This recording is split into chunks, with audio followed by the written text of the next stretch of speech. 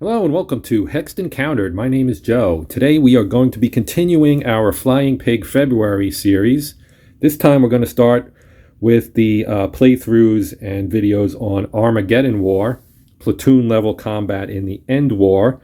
So this is a near future game. This actually is not a new game. It was released four or 5 years ago from Flying Pig Games, obviously. It was designed by Greg Porter, and it is a Mark Walker game. So this game is basically set in the Middle East, near future, as I said. You have ISIL, you have rebels, you have Syria, you have Israel, you have the US, and you have Russia. And I think that's everybody, but if I'm missing someone, sorry. But yeah, it's a bunch of local governments and factions in and around the Middle East, stretching from Syria through Israel, etc. there. And it's an interesting game in that a lot of the mechanics are pretty intriguing and somewhat unique. I won't say they're exactly unique because I'm sure that parts of them probably have popped up in other games. But this is a platoon level tactical game, near future, as I said. And I'll go through the mechanics kind of as we start, because this isn't a new game. There is obviously other content around on YouTube for you to check out if you want to see, more in depth on the basics. It's very easy to find on YouTube. There's several videos from several different content creators who will do a pretty good job of, explaining how the game works. I will do my take on that, so to speak, as we go along. But I don't want to get bogged down too much in the minutia of how the game works because, as I said, there are other resources for that. So I'll try to cover it in a more light manner than going all in depth and everything. So without further ado, I do want to get started here. We are going to be playing scenario number 2. As I mentioned, this is scenario number 2, evacuation. The date is April 3rd, 2028. The Syrian opposition force near wow, I'm going to have a hard time pronouncing this, so I apologize if I butcher it. Mqatle it's probably really wrong, is trying to hold off an ISIL attack long enough to evacuate key personnel and equipment. So scenario 1, basically you can read all the basic rules, the base rules, which go up through the end of 4. So like anything under 5.0 would be considered a basic rule, and anything 5 or above is an advanced rule. So the new rules that are in this are improved positions, which are pretty much what you would expect them to be. Logistics and command markers, we'll get into what those do as we play. That's actually a basic rule, but it's not part of scenario 1. And as I mentioned just a few seconds ago, there is content on YouTube that not only shows you the basics of the game, but also plays through scenario number 1. So if you did want to check that out, you could as well. And then civilians, which are an advanced rule, that's rule 5.7. This is rebels against ISIL, and the rebels have, basically their mission is to evacuate some civilians off the map edge, which sounds, especially when you see the map and the setup, it sounds easier than it probably actually will be. The ISIL forces are much more advanced. This game takes into account things like technology level. And as you can probably see here, the rebels have one T-55 tank. They have some technicals, which are, if you're not familiar, they're pickup trucks essentially with a machine gun mounted in the bed. And then you have some, an RPG, several RPGs, some Sagers, some machine guns, and a couple of improved positions. They're also defending in a city, so it's mostly light urban. This game has light urban and dense urban. The hexes they'll be defending are essentially light urban, so they will get some benefit from that, as they're primarily infantry. And then ISIL will be coming in from the west. They have basically the same number of units, but as you can see, the point values, theirs is 137, Rebels is only 85, so they have obviously stronger forces. They have time constraints as well as far as getting to the units and making their attack. So they have formations. We'll talk about formations. This game uses activations via chit pull. So you pull a counter out of a cup, tells you what formation is activated. This is a turnless game. Technically, you go by activations, and so you could have the same side activating multiple formations in a row, and etc. And there's a lot of nuance to that I'll get into as we go through the play. So we have the Saleh militia with one formation marker, so they have one chit in the cup. They get 2 BMP2s, 3 Conkers, and 3 militia. The Conkers is a missile that you mount on your BMP, basically. And then you have the Shaddadeh. They have one formation counter again, 2 T-72Ms. And the M, if you're unfamiliar with the way the Soviet export of weaponry worked with armored vehicles, the M basically indicates that that's an export version, and it's obviously not as robust, let's say, as the one that was actually in the Red Army. And then you have 2 T-55As as well. So the 72s obviously are the best tank on the battlefield, and whether or not the ISIL forces can actually utilize them to great effect, we'll get into as we start to play. This a lot of the scenarios, we have scenario length up here. A lot of the scenarios have a certain number of activations. This one is pretty much open-ended. It ends when either the civilians are evacuated or they're dead or captured. One or the other, right? Moved off the map or have been eliminated. Each side gets 1 logistics command marker. We'll talk about that as well. We get 2 unused hidden markers to use as basically the chit pull for civilian activation. When a civilian activation counter is drawn, 1 civilian counter may be moved 1 hex. So that's the sticking point right there.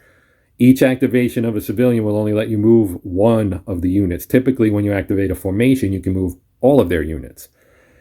But each civilian basically is operating as its own formation, essentially, so you can only move 1 of them. They can only move 1 hex. You're going to need about 8.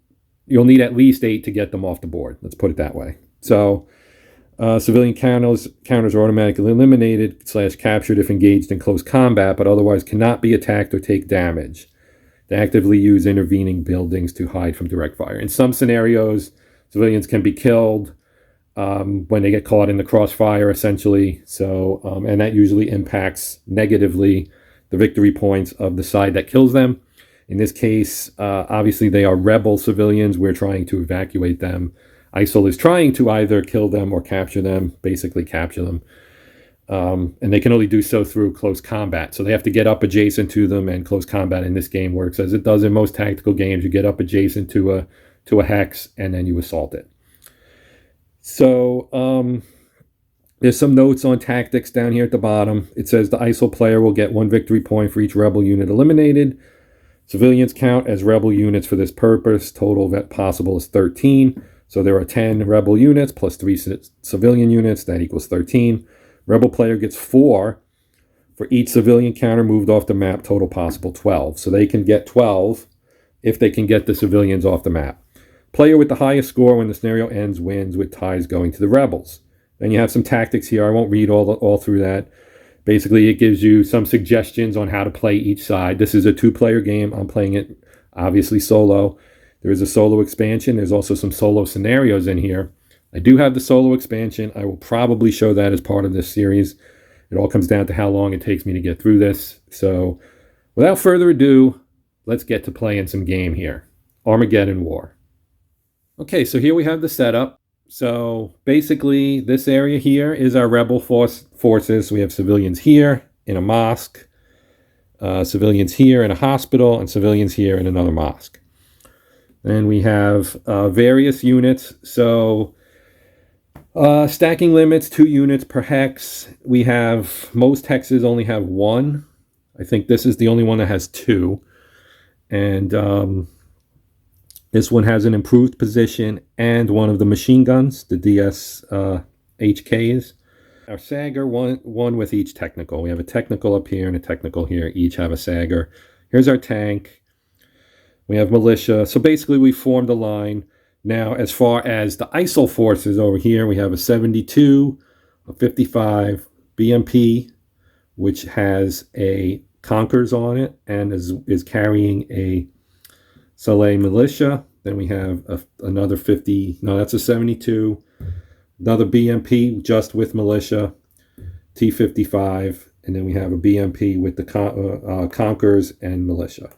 So you might see this lightning bolt here. It's a little hard to see the lightning bolt. That's green.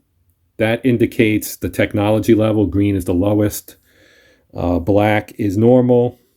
And red is the highest. So you might also see 3 sets of dice over here, which are custom dice with shields and strikes on them, and sometimes blank.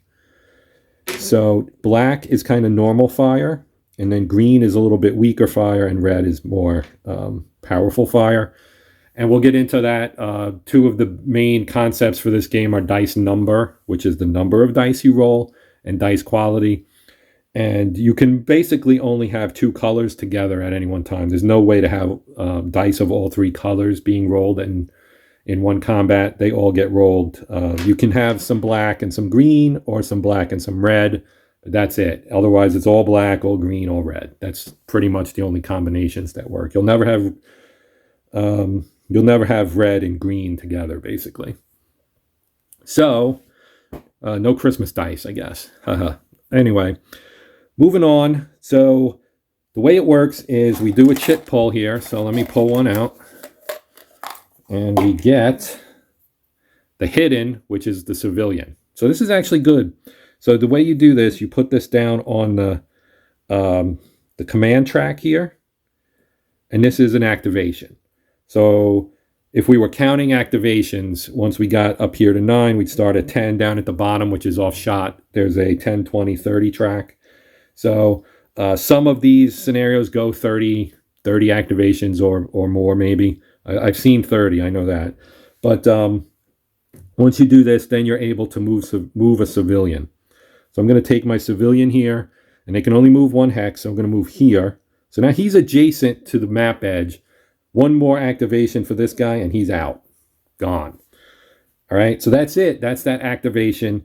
They're not in range. They can't be fired upon by the ISIL forces or anything. That was actually a pretty good first chit pull as far as being able to get that civilian out of there. Second one is a rebel activation. Okay, so we put that on number 2.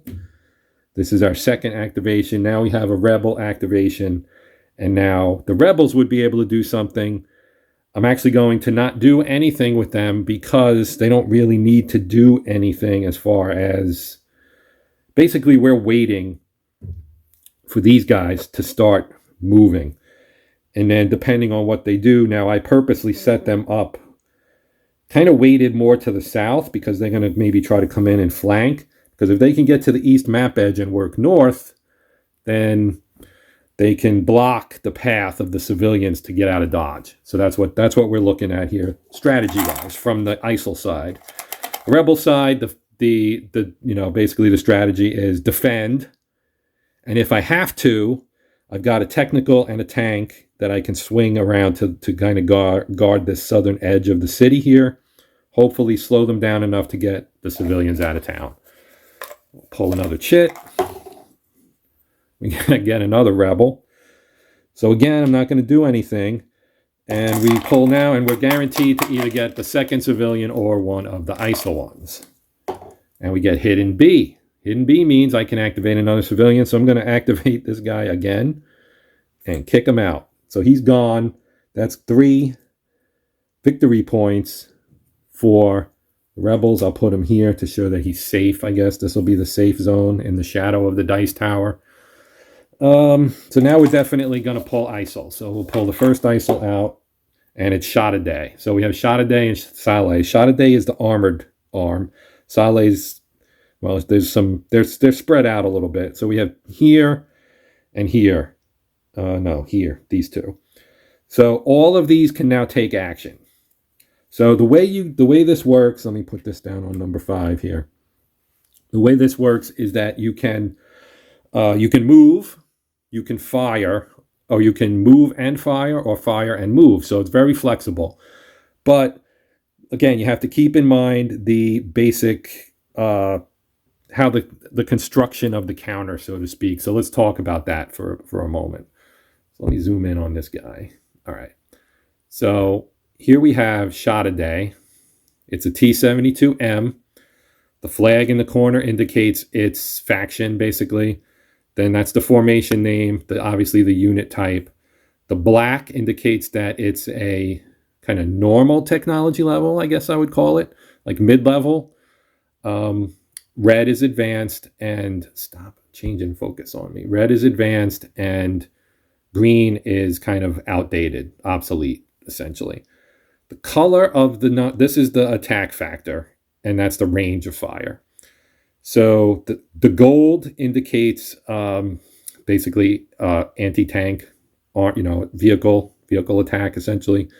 The starburst underneath is red. That's its infantry. They're the same value. So 5 and 5. That's the range.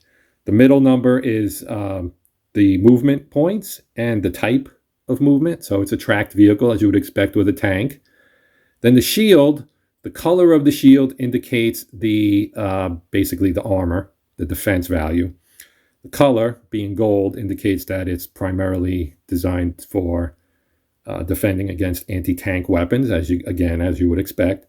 And the 3 is its defense rating. So basically, the way combat works, and we'll get into this as we start shooting at each other, but basically what happens is you get a certain number of dice based on the attack factor minus the defense factor, and then you adjust dice qualities based on various things that we'll get into, and ultimately you I lost my train of thought.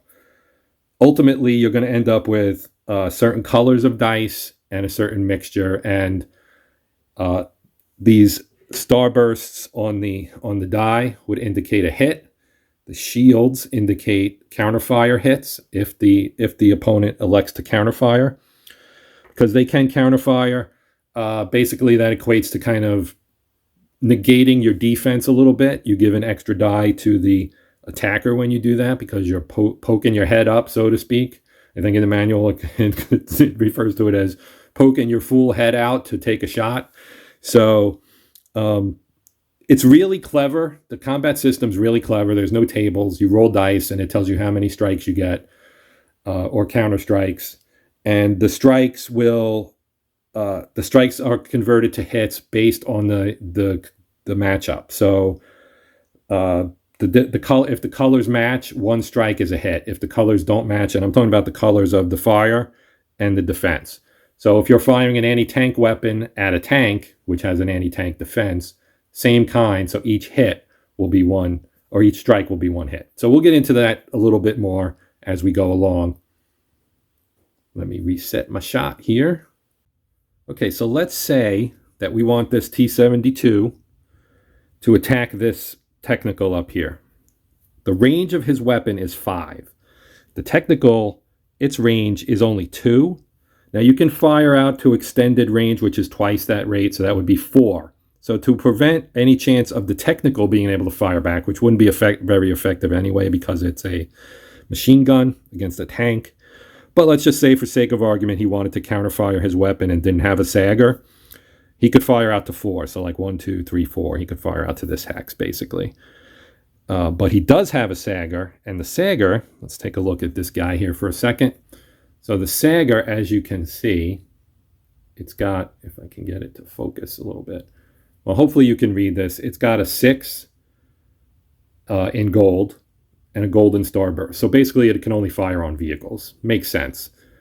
The X means it cannot move and fire. So it's, it's a more, obviously it's basically a stationary weapon. You have to set it up and then fire it. The circle, the red circle with the 6 inside it, that's the range, and it cannot go extended.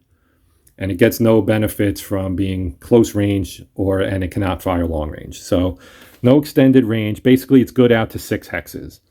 So essentially, it actually has a slightly longer range than the tank does, which means that if the tank does want to take a shot at it, it's going to have to get into its range, because right now the tank is 1, 2, 3, 4, 5, 6, 7 away. So as soon as he moves to the crest line here, he's going to be in range. And he needs to move 2, because then from here, 1, 2, 3, 4, 5, he can fire. So that's what we're going to do, and we're going to hope that the op fire, if he elects to use it, because he can do op fire as soon as he moves into this hex, or he can wait till the tank stops to fire himself and then counterfire. So we'll see how this works out. We're going to go 1. Now he's in range. And so right here, let's have the Sagger fire at him. It's opportunity fire, so pretty common, pretty common aspect of a tactical game. So the benefit of firing at him here is if I hit him, he won't be able to move here and fire at me. So if I hit him successfully, so if I get a strike and it hits, which if you get a strike, it does hit. So basically you want to hit him and then he stops. He's stopped, basically, cannot fire back because you take a action, I think, what is it called? An action, it's an action essentially. So there are these, and I'll show you the counter here in a minute. But let's just resolve this combat first and go through the steps of how the combat actually works. So we start with the number of black dice that are equal to the target's firepower minus the target's defense. So we have our Sagger here. Has a firepower of 6, and they have a defense of 3. So we're going to start with 3 black dice. So we have 3 black dice to start with. Then we have to, if there was combined fire, which cannot happen on opportunity fire, so we're going to skip that, and we'll talk about that when it comes up later. You cannot counterfire, so he can't say, well, even if he was in range, he can't say, I'm going to counterfire this because it's opportunity fire. He cannot counterfire. All the situational modifiers, okay? So that's stuff like, the terrain and things like that. So he's on a crest line. And so for crest line, there's no effect, basically, as far as dice quality. So it basically, you can be seen from here and here. So essentially, because he's on the crest line, it's still a legal shot. He can be seen by the Sagger. So there's no modifier for that. So we're still at 3 black. So now we just basically roll the dice. But, okay, you see the gold 6 and this is a gold shield. So it's gold on gold on the attack, which means it's a specialized weapon. This has specialized armor as well. So you actually add 2 or subtract 2 from the die attack. So it's actually only going to be a 1 die attack. So he's down to 1 die. Let's roll that 1 die. And we get a strike. And I'm not sure what that is. Hang on. I need to look at this. I need to look this up. So I think this die is actually from the expansion. So I'm just going to replace it with a regular die because I actually have 7 of each color. So we're going to put that one out and use this one. It's 1 strike. And in this case, 1 strike is 1 hit. So they do take a hit. So what happens when you take a hit is it's really straightforward here. So we have these counters, action counters. So you go from action, and then a second would be this yellow one, pinned. And then it goes to 3 would be shaken. And then 4, you take a step reduction. 5, you're eliminated. So in this case, he gets a action marker, like so, which has some negative effects, such as you can't fire or op fire, you can't move, but you can counterfire and do close combat, basically defending in close combat. And they also get a action because they fired. So basically, and you recover from this stuff automatically, and there's actually ways to recover multiple in a turn. What you can't recover is a step loss. Once you're reduced for good, but you can recover your action status, basically. So it's kind of a step-by-step way of saying how much degradation in your performance you're taking from being involved in combat, essentially. So that's the first Shaddadeh. So now we can move this one. Now our other technical with his Sagger is sitting here, and he's 1, 2, 3, 4, 5, 6, 7, 8 away. This is a 55, which has a range of only 4. Okay, so what I'm going to do is I think I'm going to try to loop him around. Now, we're still going to be, because if I can get down here, then I'm going to have to move this technical probably to counter that move for the rebel side, to bring them down and put them maybe here, because then if they come around through this is cultivated. This is light urban. All of this is light urban. So if they come around here, once they're in the cultivated does not, it's fields. It does not degrade line of sight. No impact on line of sight. So we're going to take our T-55. We're going to go 1, 2, 3, 4. Then he gets an action because he moved. Actually, he's got a 6. I'm sorry. No, a 5. So he's, let's put him here. 1, 2, 3, 4, 5, 6. Yeah, he's safe there. So I'm going to put him there, stick an action under him, and he should be fine, theoretically. So our T-72, we're going to do the same thing. 1, 2, 3, 4, 5, 6, 7, 8. So we'll go 1, 2, 3, 4. 1, 2, 3, 4, 5, 6. So he's going to take his opportunity fire shot. Now, we already did this. We know it's going to be the same exact thing. So we're just going to roll 1 black die again. And this time we get a strike and a shield. So the shield would be if counterfire was taking place. The attacker would also get a hit. Not the case here. So they're just going to take a hit. And I screwed this up because this should actually be pinned, because he was moving and took a hit. So that's actually 2. Same here. This is going to be a move and a hit. And so let me put this here. So we have that. Okay. And then we get a fired on our technical here. And now we have our other 55 to move. Now he can charge ahead because we know that they've already fired. So we're just going to go 1, 2, 3, 4. Move him here. Give him an action. And that's the end of Shaddadeh's activation. Now we know we pull out our last chit. It's Saleh. So it's these guys here, these 3. But we also know that this is the last chit in the cup. So we put this on the board and we take all the other ones off. And we put them back in the cup. So now we know Saleh's counter is here, and they can't be drawn out until this fills up again. So they're going to actually end up going last at best again. So having said that, we will move on here and do Saleh's move, which will be their last move for a little bit. But because our Sager's already fired, we know our BMPs are relatively safe. They do have RPGs, and the RPGs have a range of only 2. But it can go out to 4. So we do have that ability. So they can go out to 4 at extended range.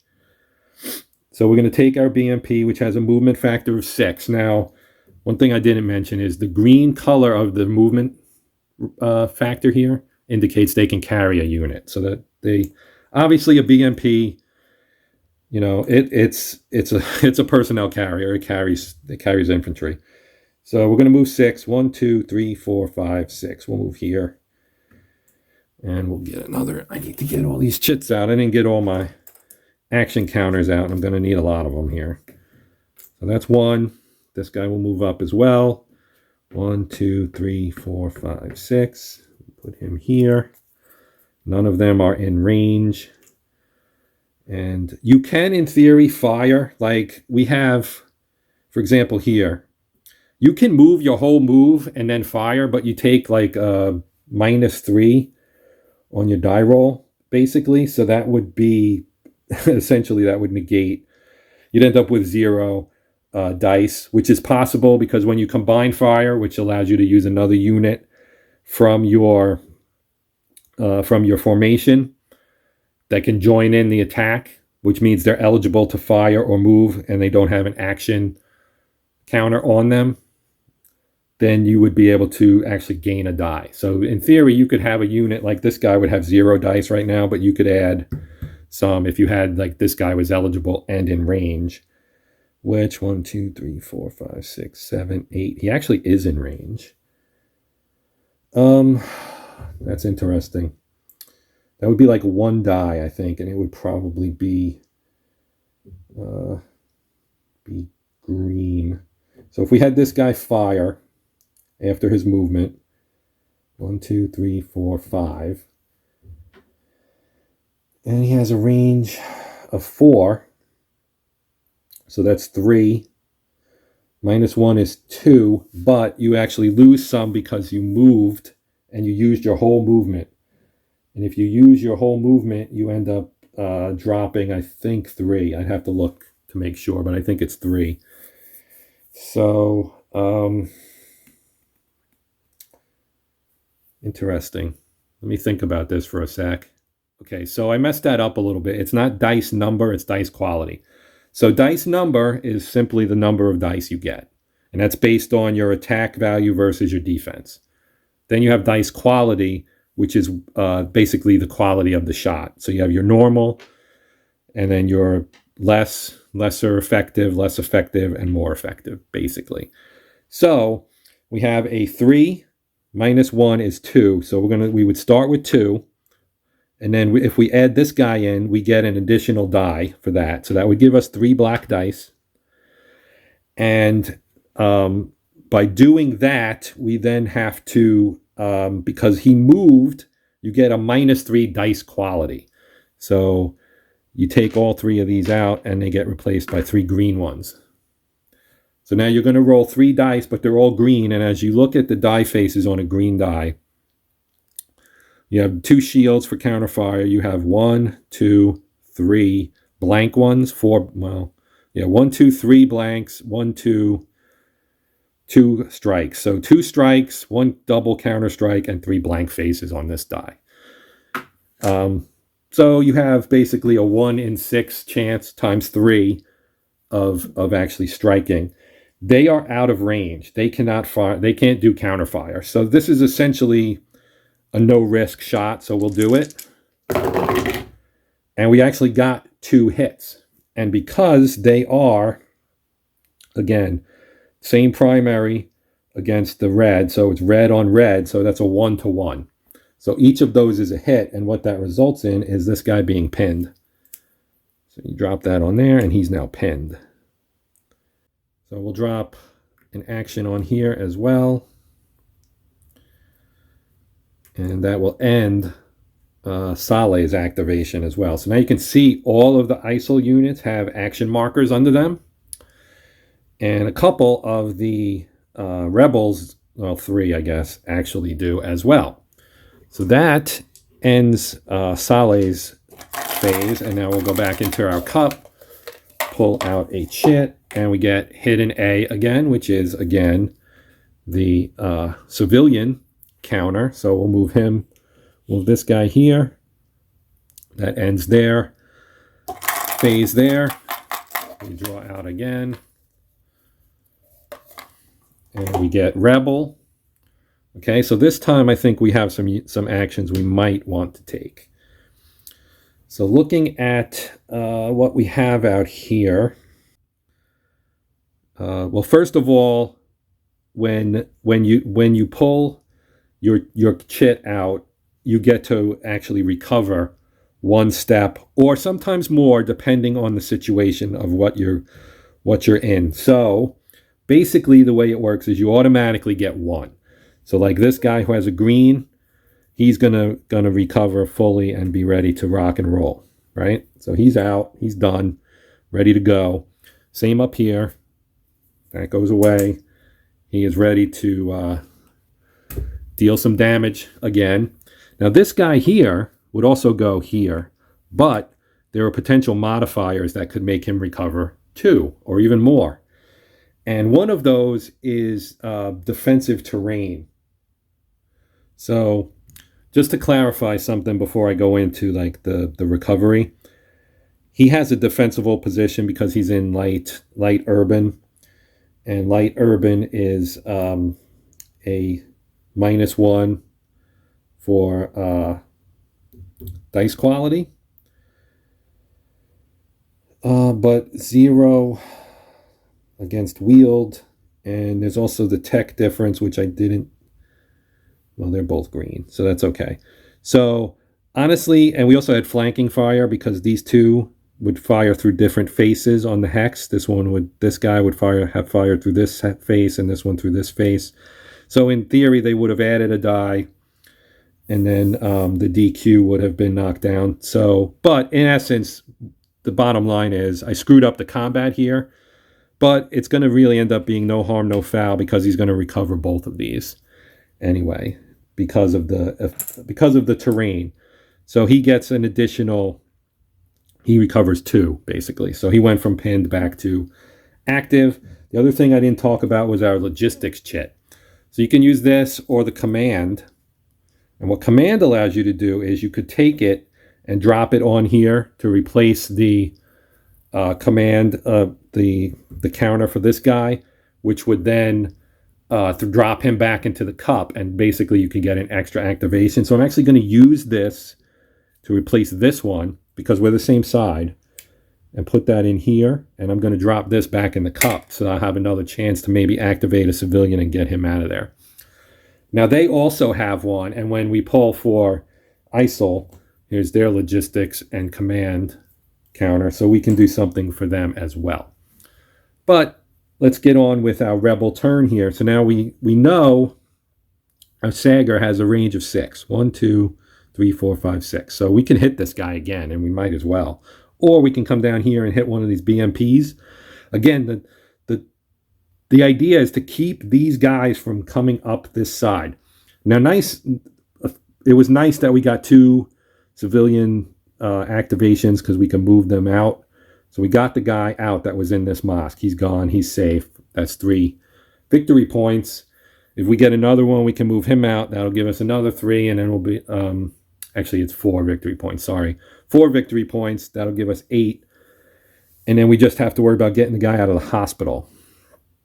So we're doing pretty good so far. Nobody's been eliminated on either side yet. But, so here's the thing. Now, we know he can't move. He's only going to recover 1 when they activate Shaddadeh again because he's a -2 and he's not in a defensible terrain. He's in line of sight. He gets no modifiers. He's only going to revert to green. And at green, you still cannot move. Basically, you're limited to op fire and defending close combat when you have any kind of action counter. The minus number affects his basically his rolling for close combat or counterfire. So -1 is less than full power. -2 is worse. -3 is when you're shaken. You're a -3. That's bad news. So I'm going to take my Sager here, and I'm actually going to try to hit 1, 2, 3, 4, 5, 6. This guy. Because he'll recover, and so will this one, but this one's out of range. 1, 2, 3, 4, 5, 6. Yeah, he's out of range. The range is 6, right? Yes. Okay. So we're going to fire, and we're going to try to hit this guy here. So again, there is no range adjustment. It's 6. Now, our firepower, again, is 6 against, in this case, 1. So that's 5 dice. So I'm going to start with 5 black dice. And then after that, you have to look at the basically all the different modifiers for combat. So basically, when you're playing this 2-player, like, okay, I said, I'm firing here at this BMP.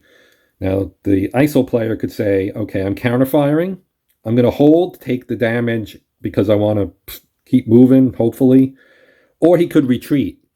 So when you retreat, you're still prone to taking damage. You're retreating under fire, obviously.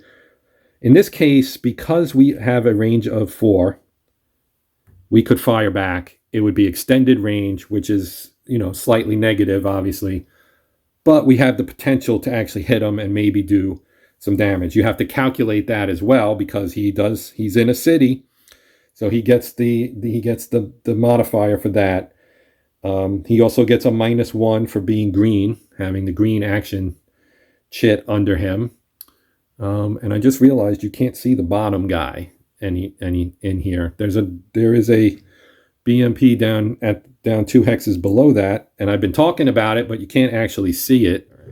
This is wider than I like to be, but it's a pretty large board here, so we have to kind of try and accommodate that, I guess.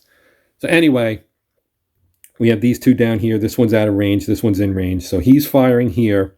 We know we got 5 dice as base.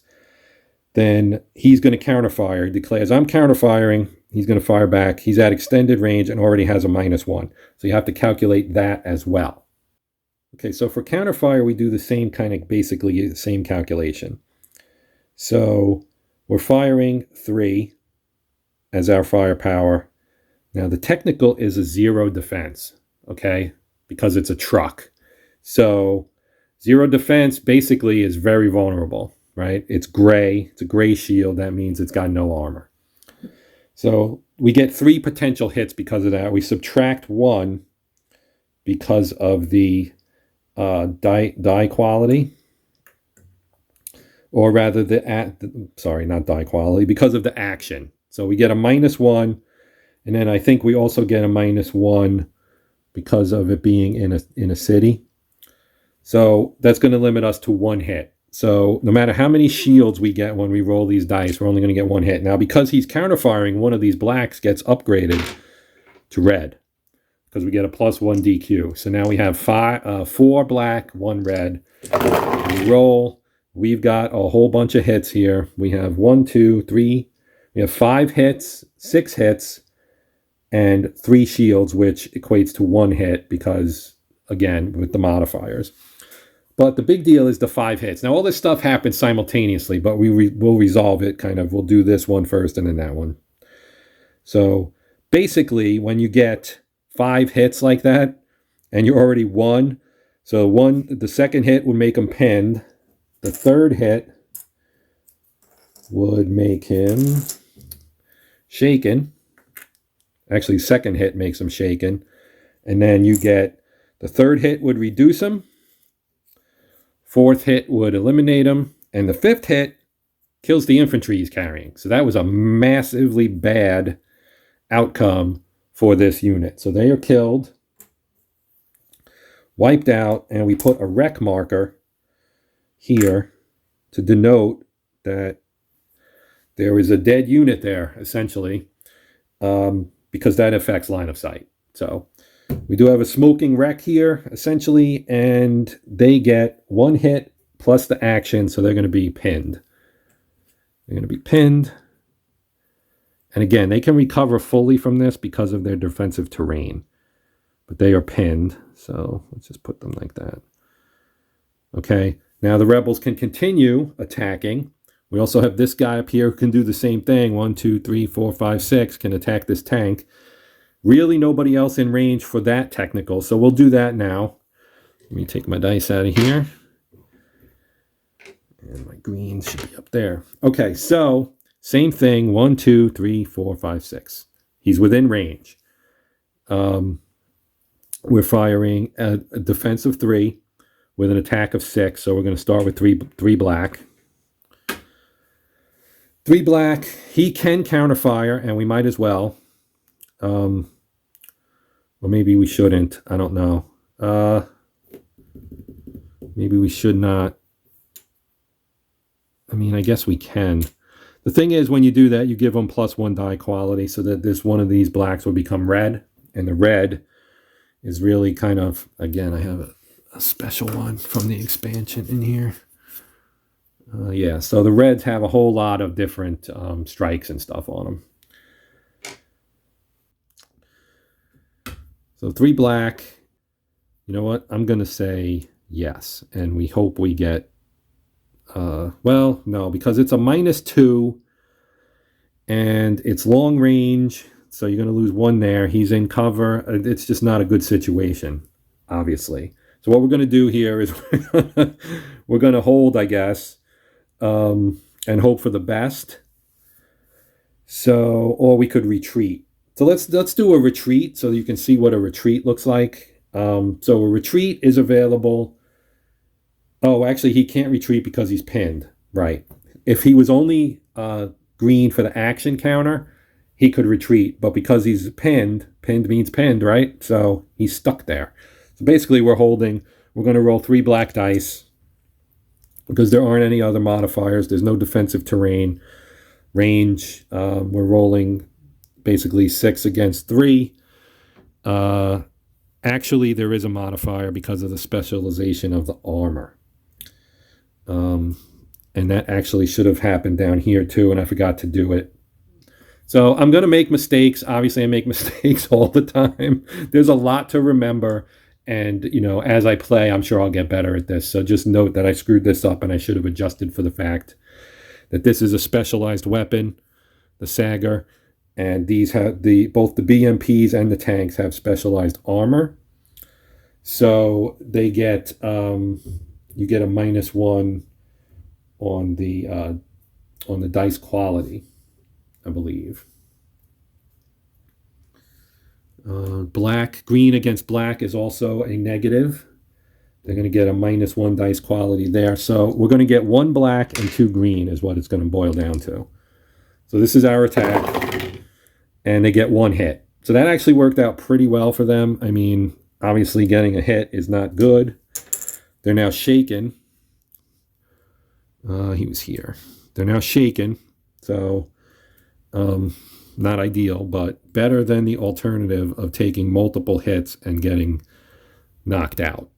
Okay, so we can do that. And I think that's probably all I'm going to do, maybe. Maybe I'll take my tank here. And we'll go 1, 2, 3. 1, 2, 3, 4, 5, 6. So he moved 3, which is more than half of his movement rate. I'm trying to determine if I should try to shoot at this because it's a little. Well, he could also shoot counterfire, op fire too, probably. But I think actually he can't because they can do counterfire but not op fire. So we're just going to slap a moved under the tank here. I'm not going to fire. It wouldn't be a high percentage shot most likely. So we'll just leave it there. And I think that will do it. And we're just going to draw our next chit here. The RPG's range is what? 2. So basically it's good out to 4. So let's draw a chit. And we get a civilian chit. So that's good. So that will go here. We will take our civilians and move them out. And now 2 of the civilians are safe. We're at 8 victory points for the rebels. Now we just have to worry about this guy, but it's going to take him multiple activations because, 1, 2, 3, 4. Basically, I need 4 more civilian activations to get him out. So that's the civilian. Now we go back. This is 10 now.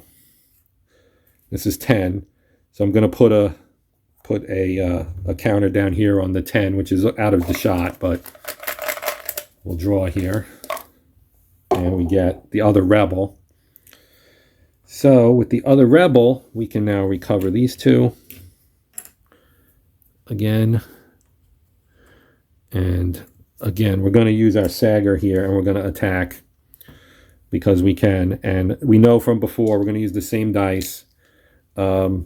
He's a -3 now, so it's,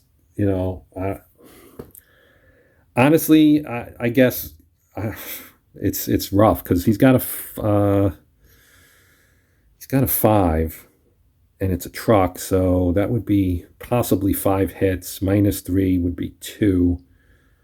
He can get 1 hit, so we're going to counterfire, which means we get an extra die, which will be black. So we're going to have 2 black, 2 green. We are doing counterfire with a maximum of 1 hit, and we get 1 hit for them and 2 hits, which is going to destroy the tank. But we also hit them, so they're going to take 1 damage as well. Actually, no, they won't. No, they won't. I shouldn't have counterfired because they would need 2 hits because it's not the same. Oh, wait, no, that doesn't matter because it's a truck. It's a truck. So, yes, they're going to destroy the truck, which is good, but they also lose their tank. Well, actually, no, they just reduce it. No, they don't. No, they don't. Never mind. This is This is destroyed. That's destroyed. They get pinned. They get pinned. So, pretty good job by our little technicals here. And things are looking pretty good from the rebel side, unless I'm really screwing this up, which is entirely possible. And I'm sure any Armageddon War vets, this game is new to me. I only just got it recently, so I'm going to be a little sketchy on some of the details probably. So aside from that, let's see, 1, 2, 3, actually 1, 2, 3, 4, 5, 6. So if I move 2, I can fire at full, or I can just fire at extended range from here. That might be a better option. So we'll do that. We're going to go 1, 2, 3, 4, 5, 6. His range is 4, so basically it's more than half but less than full. So that's going to be a -2 DQ qualifier there. And let's see, we're doing, do we have the tech is the same. So basically we're starting with a 4 against 1, so we're going to have 3 black. 3 black to start with. Then we're going to reduce our DQ by 1 for the extended range. Then we will, yeah, that's it. I think that's it, because they're in clear terrain. There's no modifier for that. They're not counter-firing, although they could. 1, 2, 3, 4, 5, 6. They're not counter-firing. Well, should they? Because then this would make this black again. How many hits would they potentially get? Yeah, it's not a good. It's just not a good look, because it's 3 versus 3, and they have a -1, so they're not going to counterfire. We're just going to go with this, and we end up with 3 hits. So that's bad news. And they're going to get this, and they're going to take 3 hits. So they go 1, 2 to purple, and then a reduce as well. Oh, they have the Conquers. Shoot, I should have counter-fired with that, but I did not. So that was dumb. That was dumb. All right. Yes, that's bad. That -3 is bad. So that's going to do it for the rebels, I think. Do I want to move anybody else? Do I want to move any of these other guys? I'm thinking no. So, all right, what we got in here? Oh, look at this. We got our other civilian. So he's going to go on the 1 for 11, basically. And we're going to move him 1, 2, 3, 4. So we'll move him here. I'll put him under. I'll put him on top. It doesn't matter. All right. So that's 1. Now we've got our Shaddadeh, who's lost 1 tank so far. So they're going to go here. And that's our last chit, so we're going to move all these other ones back into the cup. They get their command marker back, command or logistics marker. And I'm going to put my +10 here on the 10 so that we know we're in activation number 12 right now. So Shaddadeh. So Shaddadeh can recover 1 each. So this one recovers 1, and our 72 goes to green, and this one recovers as well.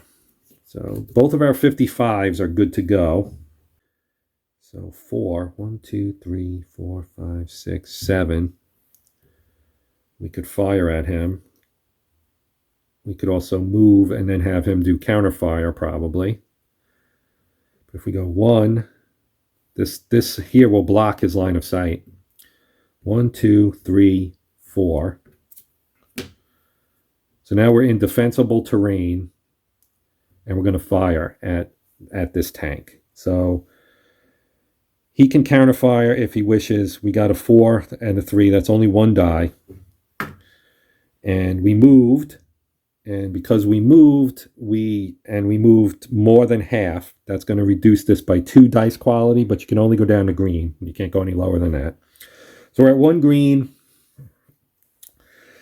And terrain-wise, again, he's in defensible terrain, so that would theoretically also cost me 1, because light urban tracked is 0 DQ, so there is no modifier for that.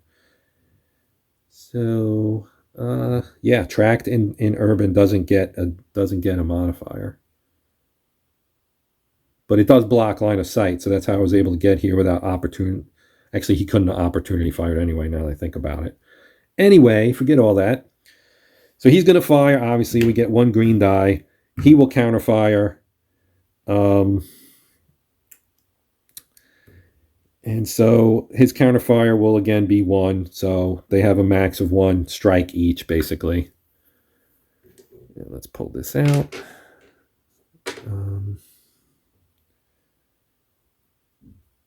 Yeah, it's 1 strike each. And we get a strike. So he hits him. So Shaddadeh hits our Rebel 55 here, which is going to put him to pinned. And because he's a tank, he doesn't get the defensive benefit there, so he's only going to go back to green. So that was good because it prevents him from doing any offensive actions. Now the technicals are wheeled, which also don't get it. So I've been screwing this up. These guys should only get 1 each turn. So they're all 3 of these are going to be green after the next Rebel activation. So again, I'm sorry I'm screwing this up. At least I'm kind of catching it as we go along. Hopefully that's good enough. So that was 1 of our Shaddadehs. Now we can move our other one. 1, 2, 3, 4. We move him full. 1, 2, 3, 4. And he's going to get a green for sure. I don't think I'm going to fire, because we would get no die. We would get no dice, basically. So that's going to end their turn. And we'll pull our shit for the rebels. So the rebels get activated. So he becomes 1. They also become 1. Now, let's see. They don't really have anything that can fire at these guys down here because everybody's in the south now. So maybe we should start moving some people around here. So we're going to take our rebels here, and they have a movement of 3. They're infantry. So they can move 1, 2, 3. We'll put him here and give him a moved. An action. He gets an action. He has an RPG. So we can either go up here and fire if anybody comes up towards the middle. Now, honestly, if I'm these guys, I probably should start moving this way, because our civilian, the last civilian's here. They get 3 activations and he's out and the scenario's over. So we're going to move him. We'll move this one as well. They'll go 1.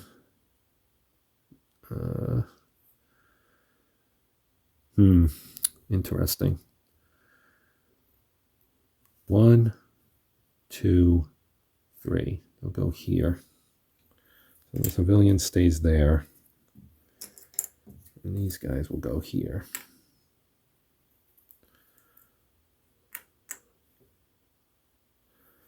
Okay. Other than that, we're going to keep, maybe we'll move this guy up 1. So we'll put him here to keep our defensible terrain. And he's right. He's got nice open lines of sight out through here. If anybody does come up there, we can hit them with an RPG when they're in range. That will do it for them. Let's pull another chit out of here. And we get Saleh. So Saleh gets to go. So they have BMP down here with 3, so that's going to become a 2. That's not 2, that's 1. So that's a 2. So they can't really do anything. And then this guy is going to be good to go. And they also have a Conkers. And the Conkers has a range of 8. So let's try to take out one of these technicals. 1, 2, 3, 4, 5, 6, 7, 8. Or 8, rather.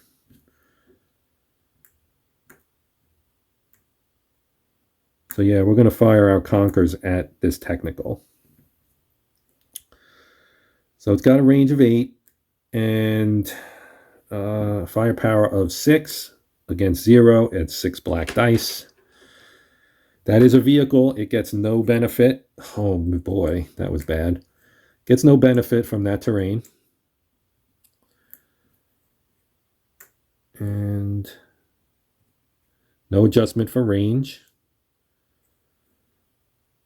No adjustment for armor because of it being a specialized weapon. Basically, it's just 6 black dice. So let's roll it. And we're going to blow this thing to Kingdom Come. Couldn't fire back because it has only 6 on its Sagger, so it couldn't reach us. So we got 1, 2, 3, 4, 5, 6, 3, 4, 5, 6. Yeah, 7 hits, so he's gone. So that's going to be victory points for the, and the weapon is destroyed as well. So that is that. So he gets a fired action. And the other guy can't move, as I mentioned, so that'll be the end of theirs. We'll go back here. We get a civilian, so he'll move there. That's 2. This goes here. And we'll pull again. And we get Rebel. So the Rebel gets there. Now this goes away. And now we can fire again. So we'll have our tank fire 1, 2, 3. So it's 4 to 3. That's a 1. No benefit there. So we will counterfire. Why not? Same thing. So they can get a hit. And they're going to have 1 die. 1 black die.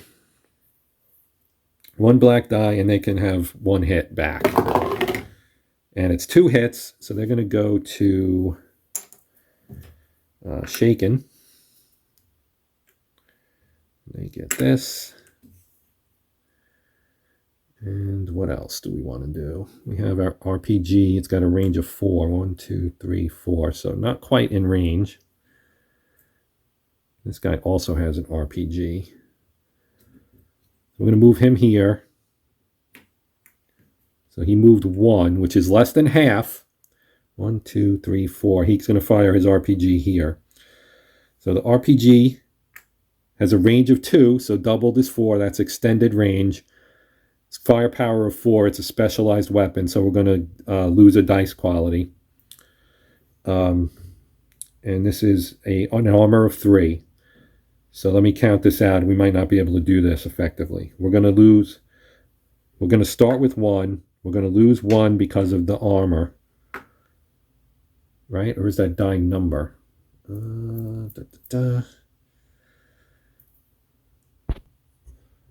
Yeah, sorry. That's not specialized, right? It's not, because the number needs to be yellow as well, and it's not.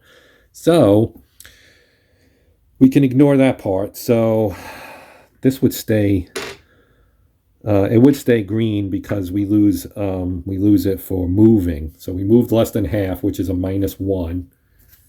-1 die roll modifier. Yeah, -1 die roll modifier. He's in cultivated, and it's a T55, so he gets no benefit from that. Now firing back, it would actually, he's not even going to fire. He would only have 0 hits if he fired back. Yeah, because it's a 4, but it's not special. It's not the right type, so he would need 2 hits. So that's 3, but he gets a -1, so that would be he can.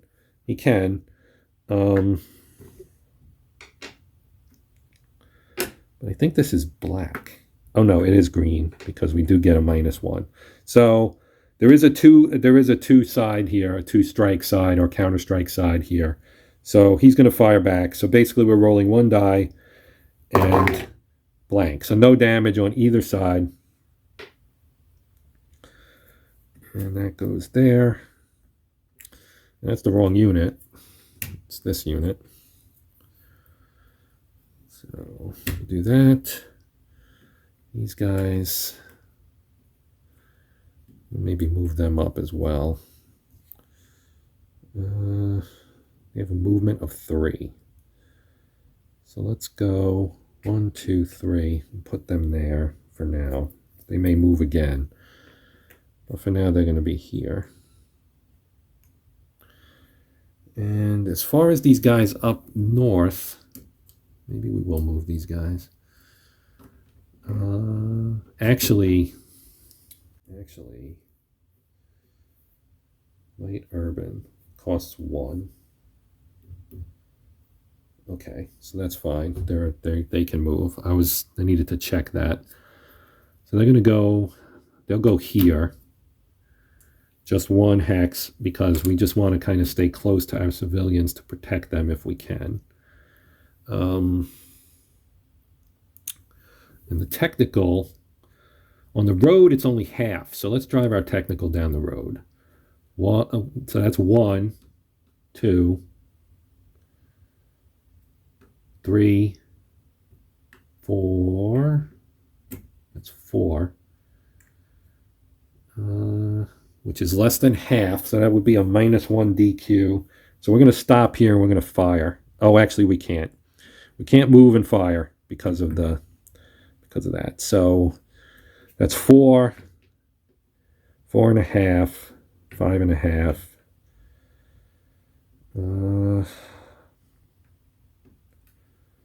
We'll stop here, I guess. Now, if we pull another rebel marker here, that would be massive because that would allow us to light these guys up. Because we now have basically 3 units that can fire at these Shaddadeh tanks right here. So let's draw our chit out. Actually, the only chit left was the other civilian chit. So he's going to move here. And we're going to pull all these off. Actually, except for the civilian chit. Sorry. The last one stays. The rest of these come off. And we'll put that in here.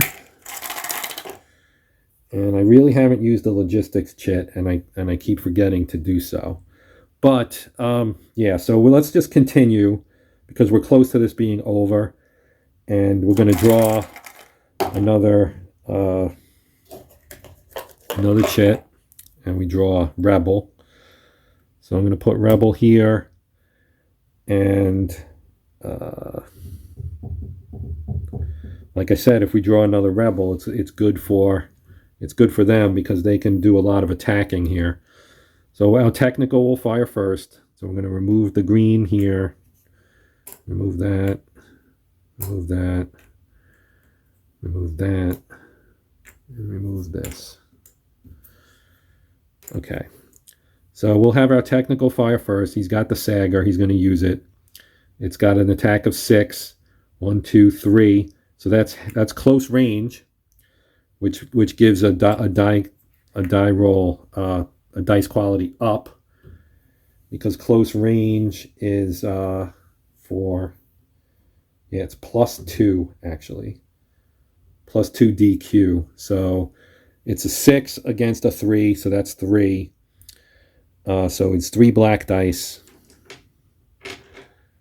2 of those will get bumped to red dice. And he's going to counterfire. So it's 4. He gets four possible hits here. So we are doing counterfire, but that's going to bump this one up to red as well because he's counterfiring. So we get 3 red dice. We get 5 hits and 3 counter strikes. So basically, this is what you would call an exchange where both guys are going to basically take the L here. So the 5 hits is going to kill this tank. So he's done. He's done, and this technical's also done because he took 3 hits. Actually, no, that's wrong. He's not done. He's just shaken. I keep thinking because they have 0 that they basically just get blown up, but that's not what happens. This is more than one pickup truck. You have to keep that in mind. So they're beat up, but they are not dead. So now, 1, 2, 3. So let's do this. 1, 2. So what we're going to do is, we were here, right? 1, 2, 3, 4. We're going to do a close assault. Boom. Let's try and take this guy out. So now let's talk about how close combat works. Okay, so this is going to be pretty interesting because we have the same units fighting each other. They're both T-55s. And so the way close combat works is it's like fire combat, but there's a couple of little differences here. So you have to designate a lead unit. Since there's only one on each side, we have our lead attacker, lead defender. There's only one on each side. Then the type of combat is going to be, you use these counters here. 2 double-sided counters. One says push and envelop. This is the offensive decision. And another one says hold and retreat. Now, because I am playing both sides, I'm actually going to roll for this. And I need to get a die out. Let me get a die out. Okay, so what I'm going to do is I'll roll this 6-sider. Odds will be hold, and even will be retreat for the defender. So odd is hold, it's going to stick. And then for the attacker, we have push and envelop. So 1 is push because it's odd. So push was what was up. You know, you look at the counter, this is the front and this is the back. So I go odd front, even back. So it's push and hold. So push and hold. So when you push and hold, what you get is the attacker and the defender both get a +2 on the DQ. So the dice qualifiers both get DQ. So we know it's hold and push. We know it's even. It's 4 minus 3 is 1. So both sides would get 1 die. There aren't a whole lot of modifiers. You could get into some really complicated stuff. Well, I shouldn't say really complicated, but some complicated things when you're talking about like infantry taking on armor and so on and so forth. Basically, one thing to note is in close combat, infantry always gets 1 die no matter what. So basically, like I said, this isn't a real complicated one. Both are going to get to roll 1 red die. So I'll roll the attacker first, 2 hits, 2 strikes, which translates to 2 hits because it is armor on armor. Defender also gets 2. So that's 2 and 2. Now the difference is the Shaddadeh tank is already shaken. And actually I should have applied the -3. So he's going to be eliminated. But I do need to figure out the -3 part of this. So basically with the -3, the way this works is this would be a reduction in its firepower. So that would be a 1 firepower for the Shaddadeh tank, which would actually end up being 0 dice. And according to the close combat rules that I can see, it only says that infantry always gets 1 die. It does not say that tanks always get 1 die, or vehicles. So I would say that would mean that the Shaddadeh tank doesn't get any dice and can't fire back. So essentially the rebel is going to win because the 2 hits, first would reduce, second would eliminate. So the Shaddadeh tank is killed. He gets an action. If that's wrong, please let me know. I didn't see anything in the rules that would indicate that I was supposed to roll 1 die regardless for the defender in that situation, because the lead defender in this case, the only defender, was an armored fighting vehicle, not infantry. So we do have that rebel has fired. As far as the other stuff here, I don't think anybody else is going to fire. No one else is really in range. The Sagger, he's our only Sagger left. We lost the other one. So, yeah, I think that's going to do it for the rebels. We'll move on. If we pull a civilian, the scenario will be over, but we get Saleh on our 19th activation. So this will become a -1 action. And this one will be good to go for doing an action. So as far as the command and logistics, so we do have a logistics counter. We also have a command counter. So what I'm going to do in this case is I'm going to use it as a command counter, and I'm going to pull this and put it back in the cup to get the extra turn. So in the meantime, what we can do is we can move this guy. It does have a Conquerors with a range of 8, but we don't have a vehicle. Oh, we do. 1, 2, 3, 4, 5, 6. So he's going to attack here. He'll attack here. And they cannot fire back because they can, but it would be reduced range. So we're gonna fire our Conquerors here. It's a 6 against 3. That's 3 dice. So we're gonna get 3 dice.